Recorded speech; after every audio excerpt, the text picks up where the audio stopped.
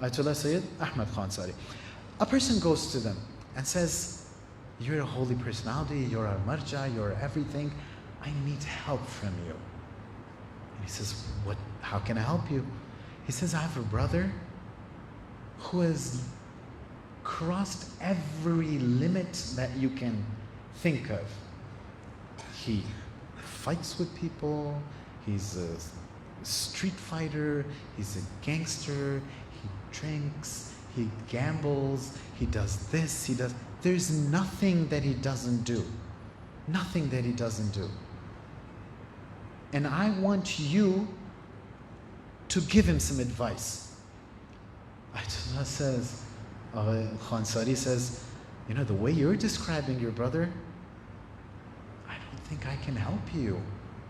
I don't think my advice is going to help.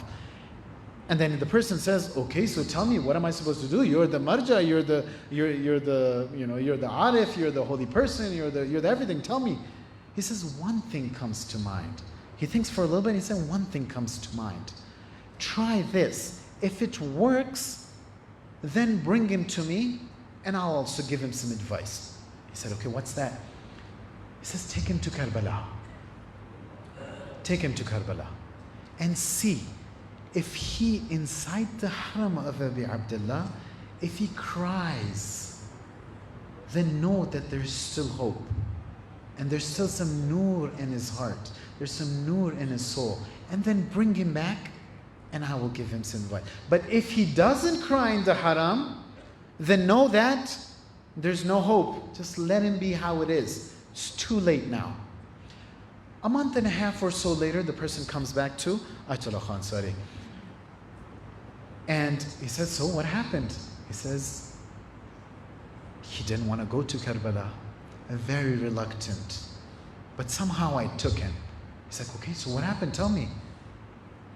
He said he didn't want to go. And then when we got there, we're walking to the haram. And he's just busy. Like me. When I'm walking to the haram, there's this store over here, there's this dukan over here, there's this being sold over here, this being sold over there. He's just looking, and he's busy with this thing and that thing. And perhaps he's thinking that, I don't know if it's going to work. And then he says, so he was just busy with the world as we're walking to the haram of AbaAbdillah. And we walked into the haram. He didn't cry, but his head was down. And then we got closer. When we got near the Zari, he didn't cry. He started wailing. He started shouting. He started screaming. He started crying on the top of his lungs. Top of his lungs. And Ayatollah Khan Sari says, that's beautiful. That's amazing. So now you can bring him and I'll give him the advice now. He says, oh, that's not necessary anymore. He says, how come? He's like, when he was there near the Zari, I told him, listen, my dear brother, you have so much love for AbaAbdillah. You have so much love for the sacrifices he made. Why don't you just make an ahd with him that you're going to leave everything? And he said, that was it. He made the ahd. He made the ahd. So mu'mineen, you are here with the love of AbaAbdillah, crying for AbaAbdillah. Anything that you want, they have the potential to take you and me.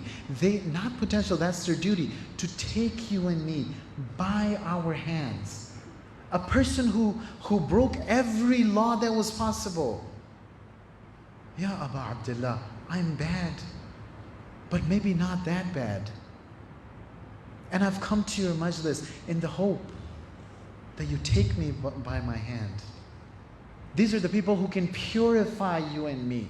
These are the people who can make you and I, even if I haven't done anything so far, take me to that perfection. Help me understand Karbala. Help me understand the Quran. Help me translate that into action. These are the people who have that potential.